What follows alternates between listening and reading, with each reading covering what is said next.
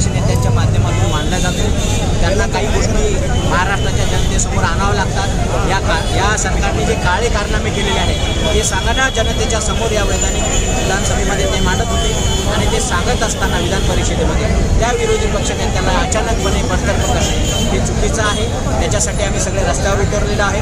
कारण की विषय होता, तुम्ही घटनाक्रम बघा, अचानक घडलेला विषय। लोकसभेत काय घटना घडली, राहुल गांधी हिंदुत्वाबद्दल बोलले, त्यांचा ठराव मांडा असं ते सांगत होते, परंतु या विषयावर जेव्हा ते बोलले त्याच्यानंतर विरोधी पक्षनेता जेव्हा उभे राहिले त्याचं उत्तर विचारताना ज्या पद्धतीने ते सांगत होते की हिंदुत्व आमच्या ठेका आहे, त्यांना ठेका सांगायची गरज नाही। कारण की हिंदुत्व हे बाळासाहेबांनी आम्हाला शिकवलेलं आहे, आमच्या रक्तात हिंदुत्व आहे आणि यांना काय माहिती हे 10 ठिकाणून फिरून आलेले हिंदुत्व। आणि हे हिंदुत्व सांगत असताना जेव्हा सभापती या विषयावर काही भूमिका घेत नव्हती, त्यांना बोलू देत होती, त्यांची भूमिका समजून घेत होती आणि न्याय माननीय विरोधी पक्षनेत्यांना कळत नव्हता। ज्या पद्धतीने ते हातवारे करत होते आणि ज्या पद्धतीने अटॅकिंग करत होते त्यावेळेस शिवसैनिक यांचा जागा झाला आणि त्यांनी त्यांच्यावर अटॅक केला। त्याला आम्हाला गर्व आहे, म्हणून आम्ही सगळेजण त्यांच्यासोबत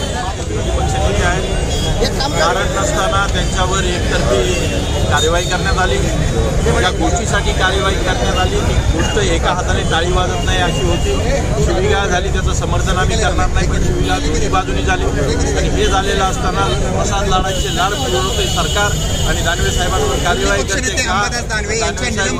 छत्रपती संभाजीनगर माणूस आहे, शिवसेना उद्धव बाळासाहेब ठाकरे पक्ष आक्रमक झालेला आहे। महाराष्ट्राच्या ठिकाणी मांडतोय, त्यांना आवाज दाबून सरकार अडचणीत येऊ नये याची काळजी घेण्याचं काम या ठिकाणी या शासनाने केलं आहे असं आमचं स्पष्ट आहे।